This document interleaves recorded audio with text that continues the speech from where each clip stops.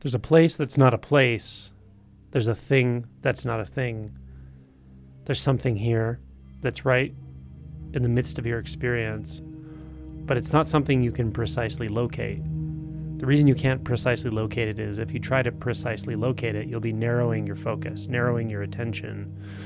You will be narrowing your view.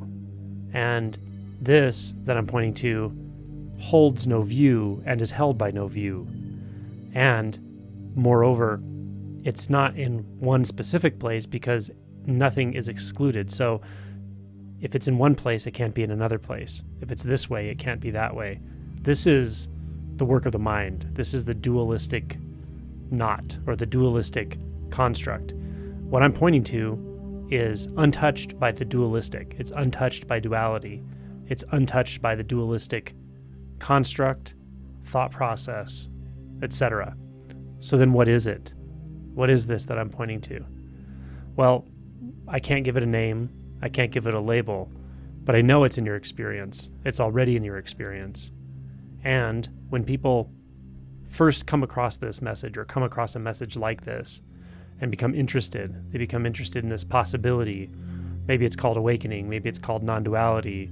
Maybe it's called who knows what, but you feel it. You feel that there's some way to address the most fundamental prompting, the most fundamental urge, that which has been there the whole time, but you've learned to overlook it or learned to look past it or learned to look out from it. And so didn't actually consider that you can look right at it, that you can look right from it, that you can experience it fully. You can experience it with all aspects of yourself. You can experience it with all aspects of reality, not apart from yourself. And this knowing, this clarity, this possibility is all I ever point to. So how to access this that is not out of reach ever? How to access this knowingly, which is never apart, never separate, never fully manifest in the way the thought perceives it to be, and yet closer than close, more intimate than intimacy. Well, part of it is just hearing this kind of pointing you beyond the mind, pointing you beyond concepts. That's an important part of it. And at some point you can take that on board and sort of self-apply that. You can, in an ongoing way, continue to investigate, to probe that which is beyond thought. Somebody sent a message to me today asking about working with the koan mu. What is mu? This one-pointed focus, right? And they said, do I think about mu as a thought? Or do I see an image of mu as a visual image in my mind? Or is it something else? Am I looking at what mu is pointing to? And I thought that was a really good question because a lot of people don't ask these kinds of questions. And I said, it's definitely not the thought. It is definitely not the thought mu. It's not the image in the mind mu. That's not what we're talking about. We could say that's part of it, perhaps, but a very, very small part. What I want you to do is see what is beyond the thought image. See what is beyond the conceptual understanding. See what is beyond the history of you as the seeker, you as the one trying to break this koan. You have to see beyond that, all of that. What I'm pointing to is just not that. It's not a thought. It's not any kind of thought. It's not any kind of concept. It's not any kind of visual image in your mind. It's not any of that. So what does that mean? Does it mean it's a more subtle concept? No, it's not a more subtle concept.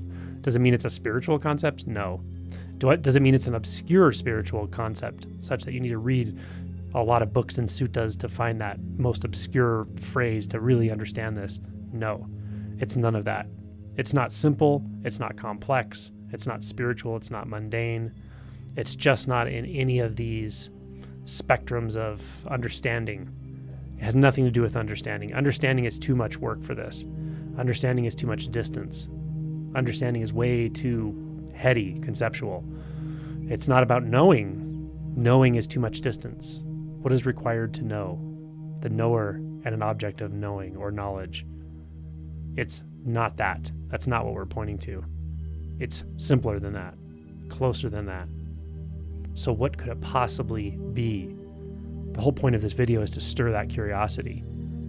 So when your curiosity is stirred enough, when it's really stirred and it's on fire, and you've really digested that you cannot grab onto any concept to solve this problem, then you're in a good place. Stay in that mystery. Stay with that curiosity between thoughts, whatever the thoughts are, no matter how spiritually subtle your thoughts are, whether you are thinking about awareness or thinking about solipsism or no one being there or no self or universal self or consciousness or whatever, it doesn't matter. Go beyond that. Or just let go of that. See that that is not doing anything but defining more thoughts, defining more views, defining more of what feels like your life that you're trapped in, essentially. Even if you're trapped in a spiritual life, it's still a trap. Beyond that, let go of that. And how do you let go? You orient to the mysterious. The curiosity will take you there. Just don't try to satiate the curiosity with knowledge. Don't feed it knowledge. That's not what curiosity eats. That's actually, feeding curiosity knowledge is like feeding curiosity junk food. What it really wants is the truth. It wants the living truth. So orient toward the living truth and just keep going. Don't grab onto any thought, any belief, any conclusion at all. Do this as if it's the last thing you ever do. Do it as if this is your last day on earth. Do it as if you're going to do this until you're laying on your deathbed. That's the kind of gusto with which you have to approach this. But it has to come from that genuine curiosity, openness to the mystery, and willingness to really let go of all of your thoughts, beliefs, convictions, views, etc.